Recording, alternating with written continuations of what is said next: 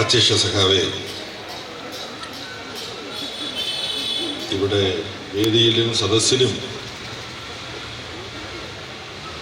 പാർട്ടിയുടെ പ്രധാനപ്പെട്ട നേതാക്കന്മാരും ഞാൻ പാർട്ടി പ്രവർത്തനം തുടങ്ങുമ്പം പാർട്ടി നേതൃത്വത്തിലുണ്ടായിരുന്നവരും സഹപ്രവർത്തകരും ഒക്കെ ഇരിക്കുന്നുണ്ട്. അതുകൊണ്ട് ഓരോരുത്തരെയും പേരെടുത്ത് പറഞ്ഞ് സംബോധന ചെയ്തതായി പരിഗണിച്ചാലും സമയച്ചുരുക്കം മൂലമാണ്. ഇവിടെ വരാൻ കുറച്ച് സമയം വൈകി. അത് നമ്മുടെ പ്രസ്ഥാനത്തിന് വളരെ അഭിമാനകരമായ ഒരു പരിപാടിയിൽ സംബന്ധിക്കേണ്ടി വന്നതുകൊണ്ടാണ്. കേരളത്തെ സർവർക്കും പാർപ്പിടമുള്ള ഒരു സംസ്ഥാനമായി മാറ്റാൻ സമ്പൂർണ്ണ സാക്ഷരത കൈവരിച്ചതുപോലെയും സമ്പൂർണ്ണ വൈദ്യുതീകരണം സാക്ഷാത്കരിച്ചതുപോലെയും വെളിയിടം വിസർജനത്തിന് ആശ്രയിക്കേണ്ടി വരുന്നത് ഏറെക്കുറെ പരിഹരിച്ചതുപോലെയും എല്ലാവർക്കും അത്യാവശ്യം അടച്ചുറപ്പുള്ള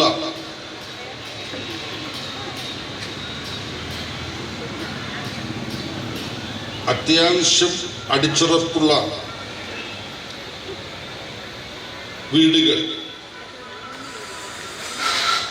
അത് കേരളത്തിൽ എല്ലാവർക്കും ലഭ്യമാക്കുക എന്നുള്ള ഒരു പദ്ധതി, ബൃഹത് പദ്ധതി പിണറായി വിജയന്റെ നേതൃത്വത്തിലുള്ള ഇടതുപക്ഷ ജനാധിപത്യ മുന്നണി ഗവൺമെന്റ് ഏറ്റെടുക്കുകയും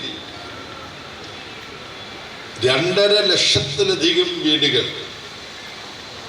ഈ പദ്ധതിയുടെ ഭാഗമായി അതിലൊരു 90-95%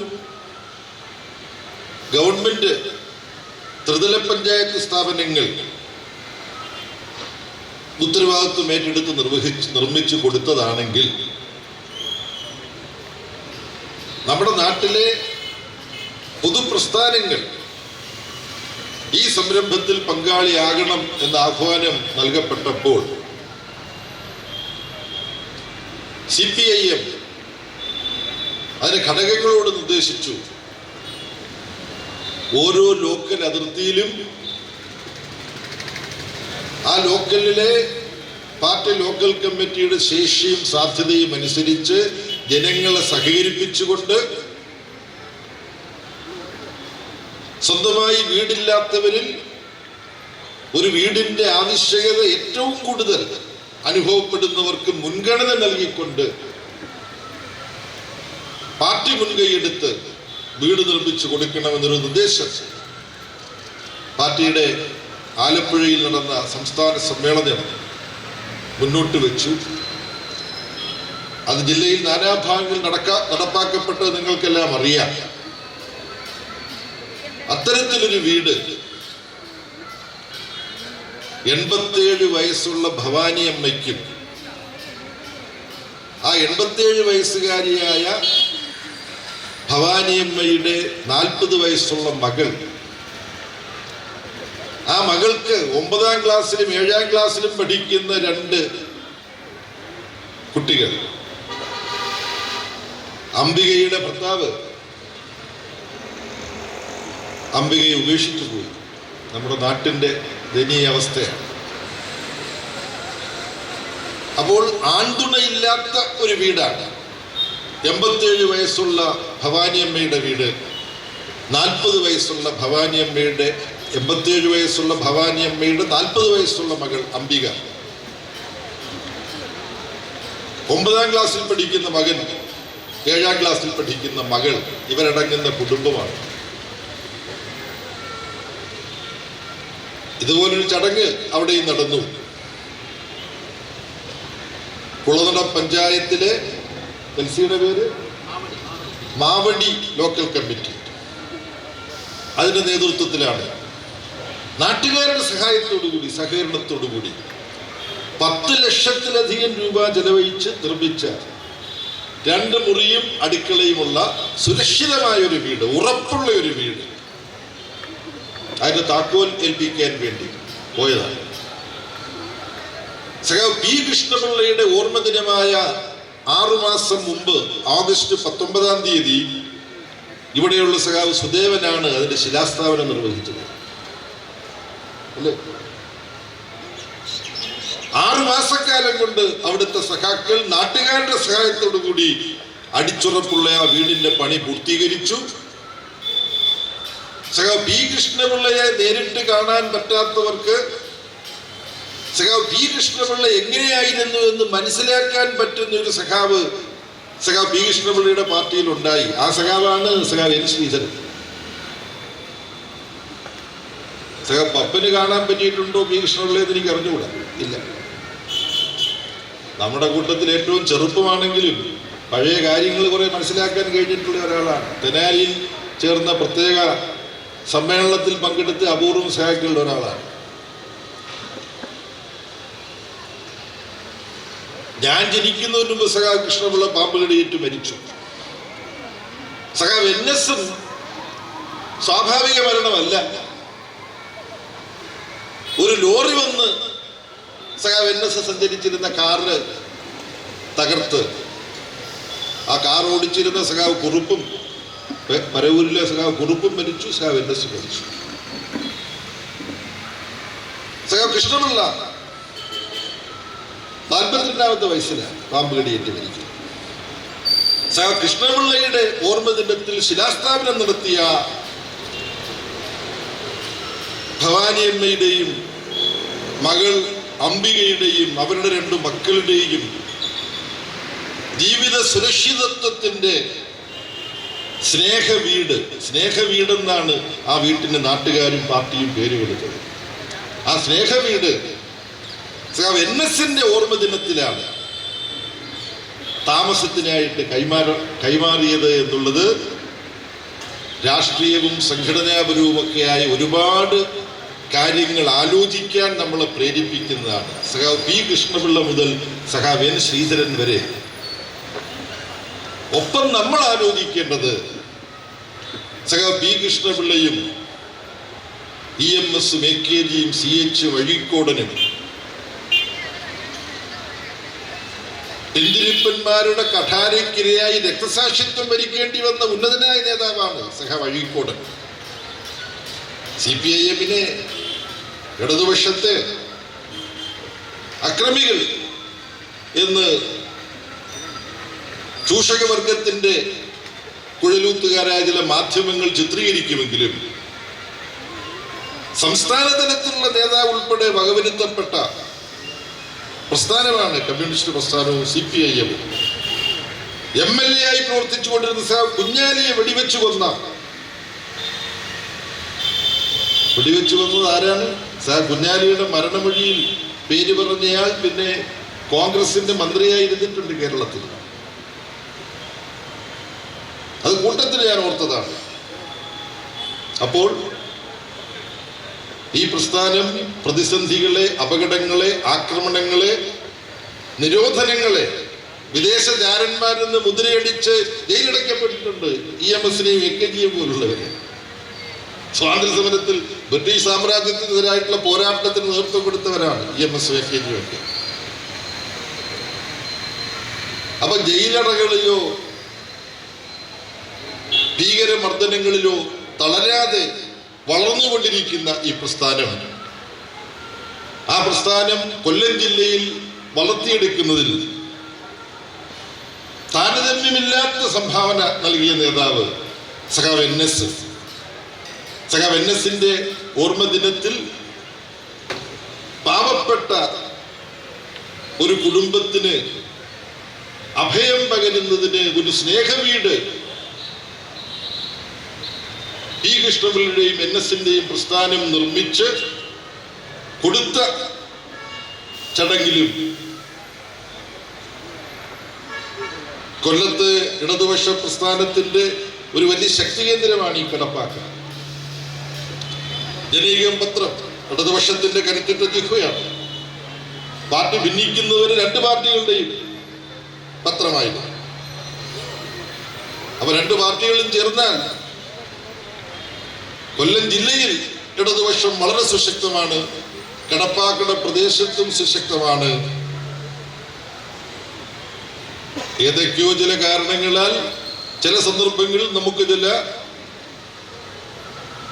പതർച്ചകളും ചില പിന്നേറ്റങ്ങളും ഈ പ്രദേശങ്ങളിൽ ഉണ്ടാകുന്നുമുണ്ട്. അത് നമ്മൾ കമ്മ്യൂണിസ്റ്റുകാരെന്നുള്ള നിലയിൽ മറന്നു പോകേണ്ടതല്ല, ഓർക്കേണ്ടതാണ്. അതിനെങ്ങനെ മറികടക്കാൻ കഴിയും എന്നുള്ളതുൾപ്പെടെ പാർട്ടിക്ക് ഇവിടെ ലോക്കൽ കമ്മിറ്റിയുടെ പുതിയ ഓഫീസ് അതിന്റെ ഉദ്ഘാടനം നിർവഹിക്കപ്പെടുമ്പോൾ നമ്മൾ ചർച്ച ചെയ്യേണ്ടതുണ്ട്. ഈ രണ്ട് പ്രവർത്തനങ്ങൾ ജീവിക്കാൻ അടിച്ചുറപ്പില്ലാത്ത വീടില്ലാത്തവർക്ക് 2.5 ലക്ഷത്തിലധികം വീടുകൾ കേരളത്തിൽ പിണറായി വിജയൻ ഗവൺമെന്റിന്റെ ലൈഫ് പദ്ധതിയുടെ ഭാഗമായി ജീവിതത്തിന് ഉറപ്പ് പകരുന്ന LDF ഗവൺമെന്റിന്റെ പ്രവർത്തന പദ്ധതികളിൽ ഒന്നിന്റെ ഭാഗമായി നിർമ്മിച്ചു കൈമാറുന്നതിൽ ഈ നാട് സഹകരിക്കുന്നു, ഇടതുപക്ഷ പ്രസ്ഥാനം സഹകരിക്കുന്നു. കമ്മ്യൂണിസ്റ്റ് മാർക്സിസ്റ്റ് പാർട്ടി ഞങ്ങൾക്കും ആയത് ഞങ്ങൾ ഈ നാടിന് വേണ്ടി ചെയ്യുന്നു, നാട്ടുകാർക്ക് വേണ്ടി ചെയ്യുന്നു എന്ന നിലയിലുള്ള ഇടപെടലാണ്. അങ്ങനെ ഇടപെടുന്ന കമ്മ്യൂണിസ്റ്റ് മാർക്സിസ്റ്റ് പാർട്ടിയുടെ സംഘടനാ പ്രവർത്തനം സുശക്തമായി മുന്നോട്ട് പോകാൻ ഇതുപോലുള്ള ആസ്ഥാനങ്ങൾ ആവശ്യമുണ്ട്. പാർട്ടി ഈ ആസ്ഥാനം പാർട്ടിയുടെ ആസ്ഥാനമായിരിക്കുമ്പോൾ തന്നെ ഈ നാട്ടുകാരുടെ കരുത്താണ്, ഉറപ്പാണ്. ഈ നാടിന് വേണ്ടിയാണ് ഈ പാർട്ടി. പാർട്ടിയിൽപ്പെട്ടവർക്ക് മാത്രമല്ല, ഈ നാട്ടിൽ പല വിധത്തിലുള്ള പ്രശ്നങ്ങളോ പ്രയാസങ്ങളോ നേരിടുന്നവർ, പരിഹരിക്കപ്പെടേണ്ട പരാതികളുള്ളവർ, അവർക്ക് കടന്നു വരാനുള്ള ഇടമാണ്. അവിടെ സഹാക്കൾ ഉണ്ടാവും, അവരോട് പറയാം, ഞങ്ങൾക്ക് ഇന്ന പ്രശ്നങ്ങളുണ്ട്, അത് പരിഹരിക്കാൻ എന്ത് ചെയ്യാൻ പറ്റും. അപ്പോ പാർട്ടി പ്രവർത്തനത്തിന്, സംഘടനാ പ്രവർത്തനത്തിനുള്ള കേന്ദ്രമാണ്, ആസ്ഥാനമാണ് പാർട്ടി ഓഫീസുകൾ. പക്ഷേ ജനങ്ങൾക്ക് അവരുടെ പ്രശ്നങ്ങൾ അവതരിപ്പിച്ച് പരിഹാരം കണ്ടെത്താനുള്ള അഭയസ്ഥാനങ്ങൾ കൂടിയാണ് പാർട്ടി ഓഫീസുകൾ. ആ നിലയിൽ മാറണം. സ്ഥലമുണ്ടെങ്കിൽ അവിടെ ചെറിയൊരു ലൈബ്രറിയും വേണം എന്നാണ് എൻ്റെ ഇഷ്ടം. ആലോചിച്ച്, കാരണം പെട്ടെന്ന് ആർക്കെങ്കിലും എന്തെങ്കിലും ഒരു കാര്യത്തെക്കുറിച്ചുള്ള സംശയം, ആശയപരമായ സംശയം, സൈദ്ധാന്തികമായ സംശയം, സംഘടനാപരമായ സംശയം ഒക്കെ ഉണ്ടെങ്കിൽ അത് പരിശോധിക്കാൻ വേണ്ട അത്യാവശ്യ പുസ്തകങ്ങൾ സഖാക്കൾ കമ്മിറ്റിയൊക്കെ കൂടിക്കൊണ്ടിരിക്കുമ്പോൾ മറ്റാളുകൾ പിന്നെ അവിടെ ചിലതിന് നിയന്ത്രണങ്ങൾ ഏർപ്പെടുത്തി വരും. മറ്റു സമയത്ത് പത്രം വായിക്കാനും മാസിക വായിക്കാനും അതിരുന്ന് പുസ്തകം വായിക്കാനും ഒക്കെയുള്ള സൗകര്യം, അത് സ്ഥല സൗകര്യം ഉണ്ടോ ഇല്ലയോ എന്നുള്ളത് ആസ്പദമാക്കി തീരുമാനിക്കേണ്ട കാര്യം. ഇതെല്ലാം ഇവിടുത്തെ പാർട്ടിയുടെ നേതാക്കൾ പരിഗണിക്കും എന്ന് ഞാൻ പ്രതീക്ഷിക്കുകയാണ്. നമ്മൾ ജീവിക്കുന്ന ഈ കാലം നമ്മൾ വളരെ വളരെ ഉത്കണ്ഠപ്പെടുത്തേണ്ട ഒരു കാര്യമാണ്. നമ്മൾ ഇന്നിപ്പം കേരളത്തിൽ സ്വതന്ത്രവും ജനാധിപത്യപരവുമായ ആശയവിനിമയവും പ്രവർത്തനങ്ങളും ഒത്തുകൂടലുകളും സമരങ്ങളും ഒക്കെ സാധ്യമാണ്. എന്നാൽ ഇന്നത്തെ ഇന്ത്യയിലെ സ്ഥിതിവിശേഷം, ഈ അടുത്ത നാളുകളിൽ വന്നുകൊണ്ടിരിക്കുന്ന റിപ്പോർട്ടുകൾ നമ്മളെ ഉത്കണ്ഠപ്പെടുത്തേണ്ടതാണ്. പുതിയ തലമുറയിൽപ്പെട്ടവർ അവർ, നമ്മളെല്ലാം കുട്ടിക്കാലത്ത് പത്ര ഓഫീസിൽ പോവുകയും പത്രം വായിക്കുകയും മാസിക വായിക്കുകയും ഒക്കെയാണ് ചെയ്യുന്നതെങ്കിൽ ഇന്ന് പത്രവായനയും ലോകത്തെക്കുറിച്ച് മനസ്സിലാക്കലുമൊക്കെ സ്കൂളിലും കോളേജിലും ഒക്കെ പഠിക്കുന്ന കുട്ടികൾ നല്ലൊരു ഭാഗം അവരുടെ ഫോണിലൂടെ. ഇത് ഞാൻ പറയാൻ കാരണം, ഡൽഹിയിൽ കൃഷിക്കാരുടെ ഒരു സമരം നടക്കുന്നു. മാസങ്ങളായി തുടരുന്ന സമരമാണ്. ഡൽഹിയിൽ ശൈത്യകാലത്ത്, തണുപ്പ് കാലത്ത് പോയിട്ടുള്ളവർക്കറിയാം തണുപ്പ് കാലം എത്ര ദുസ്സഹമാണ്. മരം കോച്ചുന്ന തണുപ്പ് എന്നൊക്കെ നമ്മൾ പറഞ്ഞു കേട്ടിട്ടുണ്ടല്ലോ. അങ്ങനെയുള്ള കൊടും തണുപ്പിലാണ്. ശരീരത്തെ തണുപ്പിൽ നിന്ന് രക്ഷിക്കാൻ നല്ല കമ്പിളി വസ്ത്രങ്ങൾ ഇട്ടാലും ഇപ്പോൾ ഡൽഹിയിലുള്ള തണുപ്പിൽ പിടിച്ചു നിൽക്കാൻ ബുദ്ധിമുട്ടാണ്. ആ തണുപ്പിലാണ് പഞ്ചാബിലെയും ഹരിയാനയിലെയും പടിഞ്ഞാറൻ ഉത്തർപ്രദേശിലെയും മറ്റ് ഉത്തരേന്ത്യൻ സംസ്ഥാനങ്ങളിലെയും കൃഷിക്കാർ ഒരു ഉജ്ജ്വലമായ സമരം നടത്തിക്കൊണ്ടിരിക്കുന്നത്. ആ സമരത്തെ കുറിച്ച് പലതവണ നിങ്ങൾ കേട്ടിട്ടുണ്ടാവും, വായിച്ചിട്ടുണ്ടാവും. ആ സമരത്തോട് പിന്തുണ പ്രഖ്യാപിച്ചിട്ട് തങ്ങളുടെ ഫോണിലൂടെ കൂട്ടുകാർക്ക് ചില സന്ദേശങ്ങൾ അയച്ചവർ രാജ്യദ്രോഹികളാണ് എന്ന് പറഞ്ഞുകൊണ്ട് ഇപ്പോൾ അറസ്റ്റ് ചെയ്യപ്പെട്ടിരിക്കുക. ദിശ രവിയും അങ്കിത ജേക്കബ് എന്നല്ലേ മലയാളിയായിട്ടുള്ള നിബിത, പിന്നെ ശാന്തനു എന്ന് പറയുന്ന ഒരു ചെറുപ്പക്കാരൻ, 3 പേർ ജാമ്യം കിട്ടാത്ത വകുപ്പ് അനുസരിച്ച് നരേന്ദ്രമോദിയും അമിത്ഷായും കൂടെ ഇവരെ അറസ്റ്റ് ചെയ്തിരിക്കുന്നു. എന്ന് മാത്രമല്ല, നമ്മൾ പൗരബോധമുള്ളവർ, നമ്മുടെ ഓരോരുത്തരുടെയും ജനാധിപത്യ അവകാശങ്ങളെ കുറിച്ച് തിരിച്ചറിവുള്ളവരാണ് നമ്മൾ. ആ ജനാധിപത്യ അവകാശങ്ങൾ സംരക്ഷിക്കപ്പെടണം എന്ന് നിർബന്ധമുള്ളവരാണ് നമ്മൾ. ചാരന്മാരെന്ന് പറഞ്ഞുകൊണ്ട് അറസ്റ്റ് ചെയ്യപ്പെട്ട കൂട്ടത്തിട്ടാണെന്നുള്ള സ്വപ്നം. ജയിലിൽ കിടന്നുകൊണ്ട് 1965 തെരഞ്ഞെടുപ്പിൽ മത്സരിക്കേണ്ടി വന്നല്ലോ. അടിയന്തരാവസ്ഥയിൽ അറസ്റ്റ് ചെയ്യപ്പെട്ടു. രാജ്യത്തെ അട്ടിമറിക്കാൻ ശ്രമിച്ചു എന്ന് പറഞ്ഞുകൊണ്ടാണ്. കോൺഗ്രസ് ആണ് ഇത് തുടങ്ങിയത്. തങ്ങളെ വിമർശിക്കുന്നവരെ, തങ്ങളെ എതിർക്കുന്നവരെ ദേശദ്രോഹികൾ എന്ന് മുദ്രയടിച്ച് ജയിലിൽ പിടിച്ചിട്ടില്ല. ഇപ്പോൾ നരേന്ദ്രമോദി അടിയന്തരാവസ്ഥയൊന്നും പ്രഖ്യാപിക്കാതെ അടിയന്തരാവസ്ഥ നിലവിലുള്ള ഒരു രാജ്യത്ത് ചെയ്യുന്നതിനേക്കാൾ കഠോരമായ ജനാധിപത്യ വിരുദ്ധ അതിക്രമങ്ങൾ ചെയ്തുകൊണ്ടിരിക്കുന്നു. അതിന്റെ ഏറ്റവും ഒടുവിലത്തെ ഒരു ഉദാഹരണമാണ് ഈ പറഞ്ഞത്. എന്നാൽ ഇതിനേക്കാൾ ഭീകരമാണ് നമ്മുടെ നാട്ടിലെ പത്രങ്ങൾ വേണ്ടത്ര പ്രചാരം കൊടുക്കാതെ ജനശ്രദ്ധയിൽ കൊണ്ടുവരാതിരിക്കുന്ന ഹിറ്റ്ലറുടെ ജർമ്മനിയെ ഓർമ്മിപ്പിക്കുന്ന തരത്തിലുള്ള നരേന്ദ്രമോദിയുടെ ഫാസിസ്റ്റ് രൂപത്തിലുള്ള അതിക്രമം. എന്താ അത്? ഇന്ത്യയുടെ ഭരണഘടന എഴുതിയുണ്ടാക്കുന്നതിൽ ഏറ്റവും വലിയ പങ്ക് വഹിച്ച ആള് BR അംബേദ്കർ ആണ് എന്ന് നമുക്കെല്ലാം അറിയാം. ആ BR അംബേദ്കറിന്റെ കുടുംബത്തിൽപ്പെട്ട ഒരു വ്യക്തി ലോകത്തെ വലിയ സർവകലാശാലകൾ വിസിറ്റിംഗ് പ്രൊഫസറായി വിളിച്ച് പ്രഭാഷണങ്ങൾ നടത്തിക്കുന്ന ഒരു പണ്ഡിതനാണ്, ഗ്രന്ഥകാരനാണ്. അദ്ദേഹത്തിന്റെ പേര് ഡോക്ടർ ആനന്ദ് തെൽതുംദെ എന്നാണ്. അദ്ദേഹത്തിന്റെ ഒരു പുസ്തകം ചിന്തയും പരിഭാഷപ്പെടുത്തി മലയാളത്തിൽ പ്രസിദ്ധീകരിച്ചിട്ടുണ്ട്. അത് വായിച്ചവർ പലരും ഉണ്ടാകാം, വായിക്കാൻ കഴിയാതെ പോയവർ അതിന് സമയം കണ്ടെത്തണമെന്ന് ഞാൻ അഭ്യർത്ഥിക്കുകയാണ്. അത്ര വിലപ്പെട്ട ഒരു കൃതിയാണ്. അംബേദ്കറിന്റെ ചിന്തയും ശാസ്ത്രീയ സോഷ്യലിസ്റ്റ് ചിന്തയും തമ്മിലുള്ള അടുപ്പങ്ങളും അകൽച്ചകളുമാണ് അത് ചർച്ച ചെയ്യുന്നത്. പക്ഷെ ഈ ആനന്ദ് തെൽതുംദെ എന്ന് പറയുന്ന മഹാപണ്ഡിതൻ ഉൾപ്പെടെ ഇന്ത്യയിലെ പ്രഗത്ഭരായ പൊതുബുദ്ധിജീവികളായവർ, വരവര റാവുവിനെ പോലെയുള്ള കവികൾ, അവരുടെ എല്ലാവരുടെയും പേര് ഞാൻ എണ്ണി പറയുന്നില്ല, 2 പേരുടെ മാത്രം പേരാണ്. ഇവർ ഇപ്പൊ ജയിലിലാണ്. ഭീമ കൊറേഗാവ് കേസ് എന്നാണ്. ആ കേസുമായി ബന്ധപ്പെടുത്തിയിട്ടാണ് ഇവരെ അറസ്റ്റ് ചെയ്ത് ജാമ്യം നൽകാത്ത വകുപ്പുകളിൽ ജയിലടച്ചിരിക്കുന്നത്. ഇവരുടെ പേരുള്ള ആരോപണം രാജ്യത്ത് അട്ടിമറി സംഘടിപ്പിക്കാൻ ശ്രമിക്കുന്നു, പ്രധാനമന്ത്രി നരേന്ദ്രമോദിയുടെ ജീവൻ എടുക്കാൻ വരെ ഗൂഢാലോചന നടത്തി ആനന്ദത്തിൽ കൂട്ടാനും നടത്തുന്നു പറയുന്നത് വ്യക്തികൾ കേൾക്കും. പോട്ടെ, ഇപ്പോൾ ഏറ്റവും ഒടുവിൽ പുറത്തു വന്നിട്ടുള്ളത് എന്താണ്?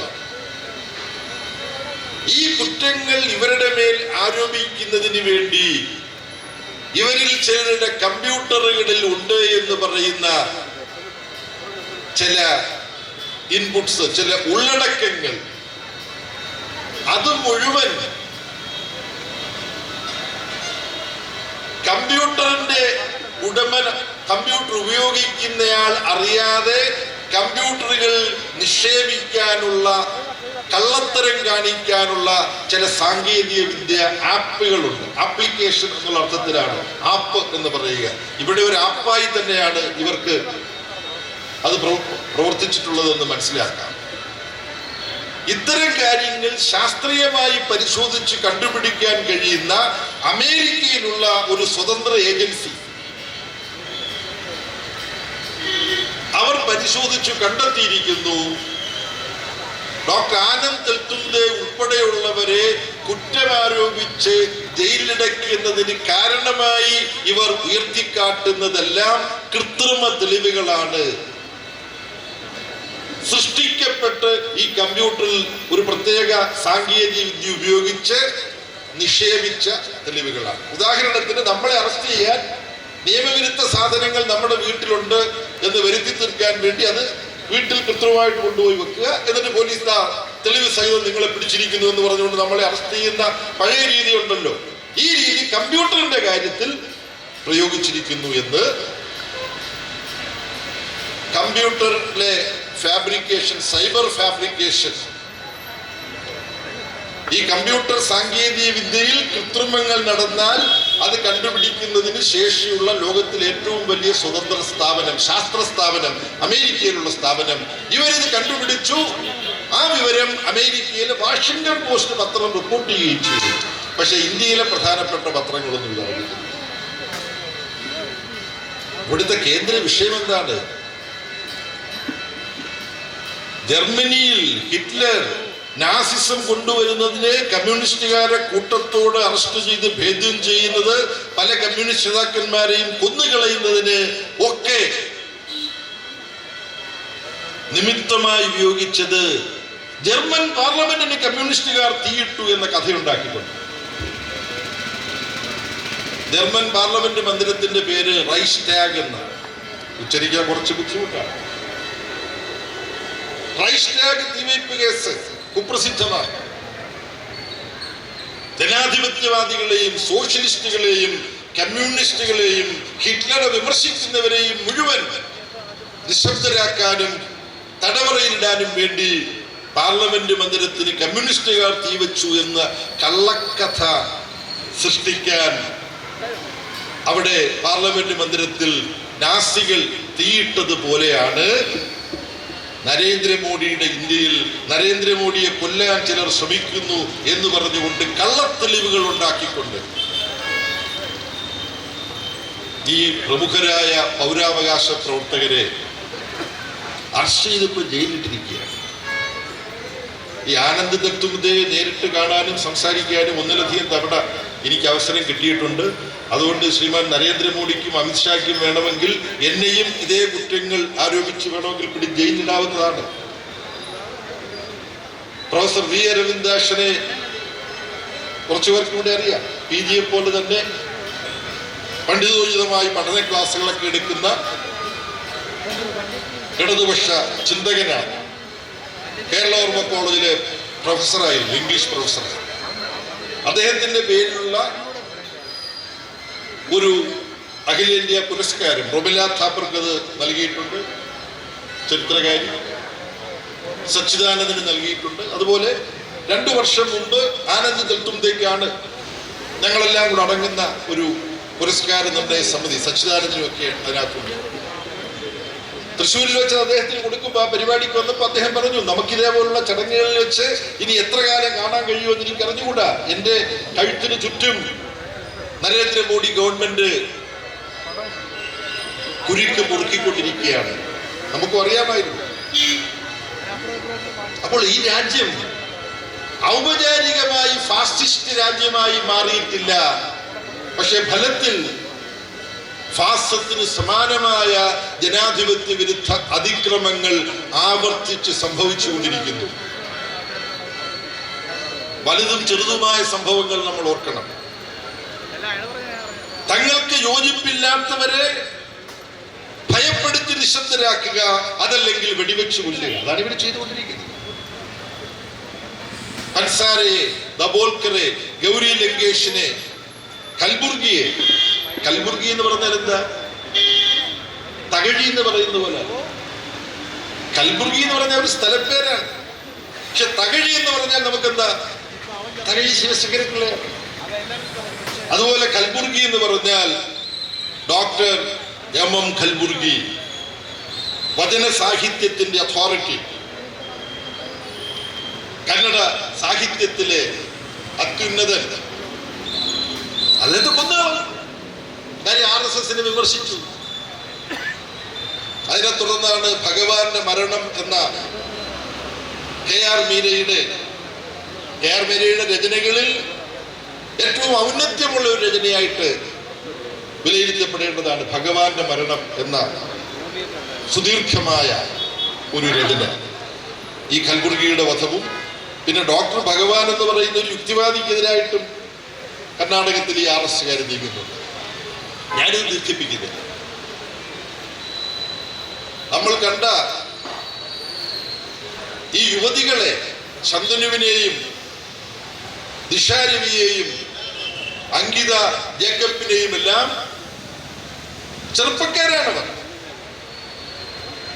അവരെ രാജ്യദ്രോഹികൾ എന്ന് പറഞ്ഞുകൊണ്ട് അറസ്റ്റ് ചെയ്ത് ഡൽഹിയിൽ കൊണ്ടുപോയി ജയിലടയ്ക്കുമ്പോൾ ചില കോടതികൾ, ചില ഹൈക്കോടതികൾ അതിനെതിരായിട്ടുള്ള ചില തീരുമാനങ്ങൾ എടുക്കുന്നുണ്ട്. കോടതികൾ പൊതുവിൽ, ഞാൻ ഈ പറയാൻ പോകുന്നതിന്റെ ഗൗരവം മുഴുവൻ മനസ്സിലാക്കിക്കൊണ്ട് ഞാൻ പറയുകയാണ്, ഇന്ത്യയിലെ കോടതികൾ, സുപ്രീം കോടതി ഉൾപ്പെടെയുള്ള കോടതികൾ അവരുടെ ഭരണഘടനാപരമായ ഉത്തരവാദിത്വം നിറവേറ്റാൻ ഭയന്നിട്ടാണോ, സംശയിച്ചിട്ടാണോ, മറ്റെന്തെങ്കിലും കാരണം കൊണ്ടാണോ എന്ന് അറിഞ്ഞുകൂടാ, മുട്ടുവിറച്ചു നിൽക്കുകയല്ലേ എന്ന ചോദ്യം ഉയർന്നു വരികയാണ്.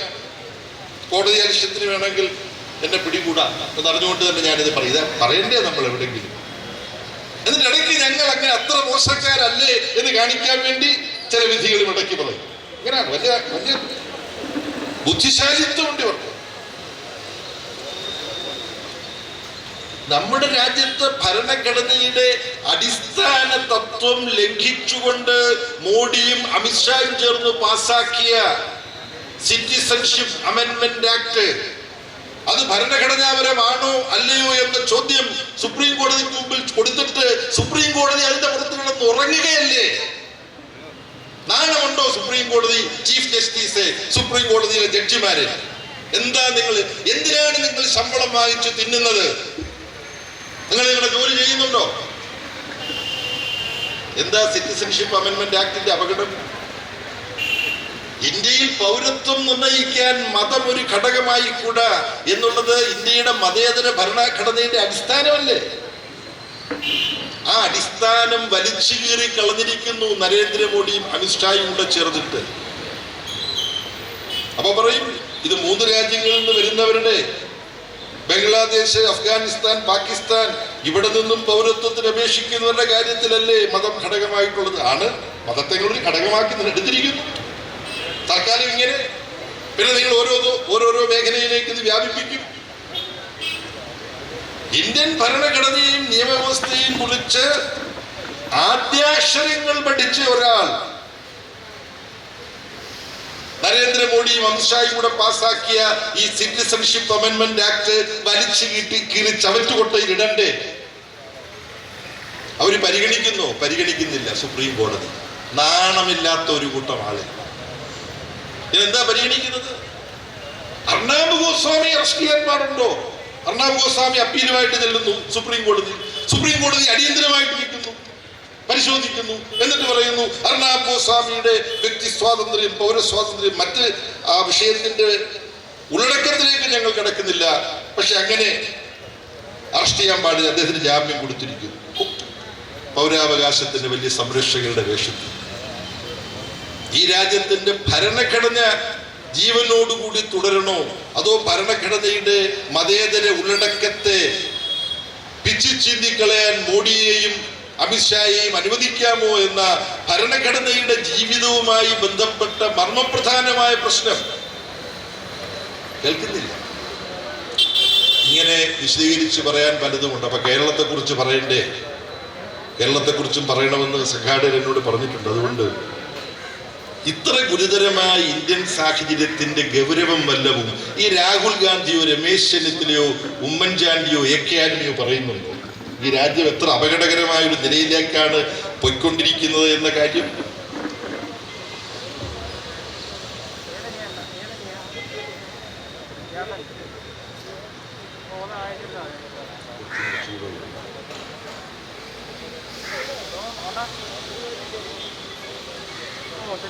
അവർക്കത് പറയാൻ പറ്റില്ല. എന്താ കാരണം? ഈ നരേന്ദ്രമോദി ഭരണത്തിന് കീഴിൽ നടക്കുന്ന കുഴപ്പങ്ങൾ പലതും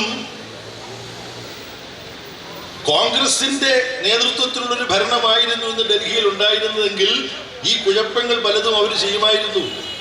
അത് നമ്മൾ പഠിക്കുകയും ജനങ്ങളോട് പറയുകയും ചെയ്യണം. ഉദാഹരണത്തിന്, ഇന്ന് ഇന്ത്യയെ പിടിച്ചുകുലിക്കുന്ന ഒരു പ്രശ്നമാണ് കർഷക സമരം, കൃഷിക്കാരുടെ സമരം. ആ കൃഷിക്കാരന്റെ സമരത്തിന് കാരണമായ നരേന്ദ്രമോദിയും അമിത്ഷായും കൂടെ പാർലമെന്റിൽ പാസാക്കിയ കർഷക വിരുദ്ധമായ നിയമങ്ങൾ, അത്തരം കർഷക വിരുദ്ധ നിയമങ്ങൾ കൊണ്ടുവരണമെന്ന് തന്നെയാണ് കോൺഗ്രസ് അതിന്റെ തെരഞ്ഞെടുപ്പ് മാനിഫെസ്റ്റോയിൽ എഴുതി വെച്ചിരുന്നത് 2019. BJP-ക്കാർ ചിലർ ഈ ടെലിവിഷൻ ചർച്ചയിൽ ഒരുപാട് കള്ളങ്ങൾ പറയാറുണ്ടെങ്കിലും ഈ വിഷയത്തിൽ അവർ പറയുന്നത് സത്യമാണ്. നിങ്ങളുടെ മാനിഫെസ്റ്റോയിൽ ഇത് ഉണ്ടായിരുന്നില്ലേ എന്ന് BJP-ക്കാർ കോൺഗ്രസിനോട് ചോദിക്കുന്നത് ശരിയാണ്. രാജ്യത്തിന്റെ സമ്പത്തായ പൊതുമേഖലാ സ്ഥാപനങ്ങളെ സ്വകാര്യവൽക്കരിക്കുക. മോഡി വിറ്റുതുലയ്ക്കുകയാണ്. വിറ്റുതുലയ്ക്കൽ എപ്പോഴാണ് തുടങ്ങിയത്? നരസിംഹറാവുവിന്റെ ഗവൺമെന്റിന്റെ കാലത്താണ്. 1991 ഇപ്പൊ തൊഴിലിന്റെ പ്രശ്നം പറയുന്നു. 1991 നരസിംഹറാവു പ്രധാനമന്ത്രിയും മൻമോഹൻ സിംഗ് ധനകാര്യമന്ത്രിയുമായിട്ടാണ് രംഗപ്രവേശം. പിന്നീടാണ് പ്രധാനമന്ത്രിയായത്. ആ ഭരണകാലത്ത് പൊതുമേഖലാ സ്ഥാപനങ്ങൾ സ്വകാര്യവൽക്കരിച്ച് ലക്ഷക്കണക്കിന് തൊഴിലുകൾ ജനങ്ങൾക്ക് ലഭ്യമാവേണ്ടതൊന്നും ചെറുപ്പക്കാർക്ക് ലഭ്യമാവേണ്ടത് എല്ലാം ഉന്മൂലനാശം ചെയ്യുകയും, സ്വകാര്യവൽക്കരണം നടന്നാൽ പിന്നെ സംവരണം ഉണ്ടാവില്ല, ജോലി താൽക്കാലിക തൊഴിലേ ഉള്ളൂ, ഹയർ ആൻഡ് ഫയർ ആണ് സ്വകാര്യ സ്ഥാപനങ്ങളിൽ. യഥാർത്ഥത്തിൽ ഇന്ത്യയിലെ ജനങ്ങളുടെ ചെറുപ്പക്കാരുടെ തൊഴിലവകാശത്തിന് നേരെയുള്ള ഏറ്റവും വലിയ കയ്യേറ്റം നടന്നത് 1991 നരസിംഹറാവുവിന്റെ ഭരണകാലം മുതലല്ലേ. അതല്ലേ നരേന്ദ്രമോദി ശക്തമായി മുന്നോട്ട് കൊണ്ടുപോകുന്നത്. റെയിൽവേയിലും PNDയിലും പൊതുമേഖലാ സ്ഥാപനങ്ങളിലുമൊക്കെ 15 ലക്ഷത്തോളം തൊഴിലാണ് അല്ലേ പപ്പൻസകാലം. 15 ലക്ഷത്തോളം തൊഴിലുകൾ ഇവർ കൂട്ടത്തോടുകൂടി ഇല്ലാതാക്കി. അപ്പൊ കേന്ദ്ര ഗവൺമെന്റിന്റെ വ്യത്യസ്ത സ്ഥാപനങ്ങളിൽ, പൊതുമേഖലാ സ്ഥാപനങ്ങളിലുള്ള തൊഴിലുകൾ നശിപ്പിച്ചതിനെ കുറിച്ച് കോൺഗ്രസിന് മിണ്ടാൻ പറ്റില്ല. BJP-ക്കാര് ഇപ്പോൾ ചെയ്തുകൊണ്ടിരിക്കുന്നു. കോൺഗ്രസ്സുകാർ പറഞ്ഞാൽ BJP-ക്കാർ പറയും നിങ്ങളല്ലേ തുടങ്ങിയത് എന്ന് പറയും. അവിടെയാണ് നമ്മൾ കേരളത്തിലെ പിണറായി വിജയന്റെ നേതൃത്വത്തിലുള്ള ഇടതുപക്ഷ ജനാധിപത്യ മുന്നണി ഗവൺമെന്റിന്റെ വ്യത്യസ്തത മനസ്സിലാക്കേണ്ടത്.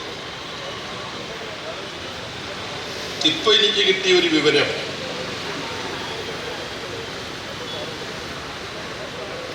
പബ്ലിക് സർവീസ് കമ്മീഷൻ നിയമനത്തിന് പറ്റുന്ന 3051 പുതിയ തസ്തികകൾ ഇന്ന് മുഖ്യമന്ത്രി പത്രസമ്മേളനത്തിൽ പ്രഖ്യാപിച്ചു. ഒരു കാര്യം, ഇടതുപക്ഷ ജനാധിപത്യ മുന്നണിയുടെ ഈ കഴിഞ്ഞ 4.25 വർഷത്തെ ഭരണത്തിനിടയിൽ 40,000-ത്തിലധികം പുതിയ തസ്തികകൾ LDF ഗവൺമെന്റ് കേരളത്തിൽ സൃഷ്ടിച്ചു. ഉമ്മൻചാണ്ടിയോ 30,000-ത്തിലധികം തസ്തികകൾ ഇല്ലാതാക്കി. എങ്ങനെ? അതെ, ഉമ്മൻചാണ്ടിയുടെ UDF ഗവൺമെന്റ് 30,000-ലധികം തസ്തികകൾ അവരുടെ ഭരണകാലത്ത് ഇല്ലാതാക്കിയ സ്ഥാനത്ത് 40,000-ലധികം പുതിയ തസ്തികകൾ. ആ തസ്തികകൾ ഉണ്ടാവും. ഇതൊക്കെ പരസ്പരം ബന്ധപ്പെട്ട് കിടക്കുകയാണ്. എന്താ, നമ്മുടെ പൊതുവിദ്യാഭ്യാസ മേഖലയിൽ പുതിയ തസ്തികകൾ ഉണ്ടാവുകയാണ്. എന്തുകൊണ്ട്? 6,80,000 വിദ്യാർത്ഥികളാണ് അൺഎയ്ഡഡ് സ്കൂളുകളിൽ നിന്നും CBSE സ്കൂളുകളിൽ നിന്നും പിണറായി വിജയൻ ഗവൺമെന്റിന്റെ കാലത്തെ ഗവൺമെന്റ് സ്കൂളുകളുടെ നിലവാരമുയരുകയും പശ്ചാത്തല സൗകര്യം മെച്ചപ്പെടുകയും 45,000 സ്മാർട്ട് ക്ലാസ് റൂമുകൾ ഈ 4.25 വർഷക്കാലം കേരളത്തിൽ ഉണ്ടാവുകയും ചെയ്തപ്പോൾ ഈ സ്മാർട്ട് ഗവൺമെന്റ് സ്കൂളുകളിലേക്ക് TC വാങ്ങി 7 ലക്ഷത്തിനടുത്ത് വിദ്യാർത്ഥികൾ പുതുതായി കടന്നു വരുമ്പോൾ അധ്യാപക തസ്തിക ഉണ്ടാകും ഇവരെ പഠിപ്പിക്കാൻ വേണ്ടി. ഗവൺമെന്റ് ആശുപത്രികൾ, അവയുടെ പൊതുസ്ഥിതി എന്താണ്? ഇപ്പൊ ഈ ജില്ലയിലുള്ള പുനലൂർ താലൂക്ക് ആശുപത്രിയുടെ കാര്യമാണ് ഈ അടുത്ത വർഷം ഒരു സ്പെഷ്യാലിറ്റി ആശുപത്രി പോലെ മാറി. അവിടുത്തെ വൃത്തിയും വെടുപ്പും സൗകര്യങ്ങളും കണ്ടാൽ കൊട്ടിയം ഹോളി ക്രോസിൽ പോകുന്ന പോലെ. ഈ കൊട്ടിയം ഹോളി ക്രോസ് എന്ന് പറഞ്ഞാൽ പഴയ കാലത്ത് സായിപ്പന്മാരൊക്കെ തുടങ്ങി അവരവരുടെ നിലവാരം. നമ്മുടെ കാഥികൻ സഖാവ് സാംബശിവൻ അസുഖം വന്ന് കടന്നപ്പോഴാണ് കൊട്ടിയം ഹോളി ക്രോസ് ഞാൻ ആദ്യമായിട്ട് പോകുന്നത്. അപ്പൊ മനസ്സിലായി എങ്ങനെയാണ് ആശുപത്രി മെയിൻറ്റെയിൻ ചെയ്തിരിക്കുന്നത്. ഇപ്പോൾ കേരളത്തിലെ ഗവൺമെന്റ് മെഡിക്കൽ കോളേജുകൾ, ഗവൺമെന്റ് മെഡിക്കൽ കോളേജാണ് ഞാനും പറ്റിയും ജീവിച്ചിരിക്കുന്നതിനുള്ള കാരണം. കോവിഡ് വന്നിട്ട് എൻ്റെ കൂടെ ഇന്റൻസീവ് കെയർ യൂണിറ്റിൽ കിടന്ന് മരിക്കുന്നതിനും ഞാൻ സാക്ഷിയാണ്. കൂട്ടത്തിൽ പറയുക കാര്യം, നമുക്കിതുവരെ പൂർണ്ണമായി പിടികിട്ടിയിട്ടില്ലാത്ത ഒരു രോഗാണുവാണിത്. ഈ അദൃശ്യ വൈറസ്, ലോകത്തെ മുഴുവൻ നടുക്കിയിരിക്കുന്ന വൈറസ്. ആ കോവിഡ് വന്നപ്പോഴാണ് കേരളത്തിലെ ആരോഗ്യ സംവിധാനം, അതിന്റെ മികവ്. ആരോഗ്യ മേഖലയിൽ നമ്മൾ തൊഴിലിന്റെ കാര്യമാണ് പറഞ്ഞു വന്നത്. ആരോഗ്യ മേഖലയിൽ പുതുതായിട്ടുണ്ടായ തസ്തികകൾ, ഡോക്ടർമാരുടെ, നഴ്സുമാരുടെ, കമ്പൗണ്ടർമാരുടെ,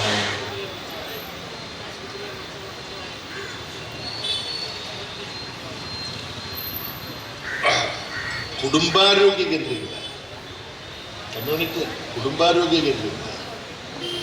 അപ്പോൾ ആരോഗ്യ രംഗമാണ് ജനങ്ങൾക്ക്. ഇതുപോലെ പകർച്ചവ്യാധികൾ പടർന്നു പിടിക്കുന്ന കാലത്താണ് ഈ ആരോഗ്യ കേന്ദ്രങ്ങളുടെ പ്രാധാന്യം.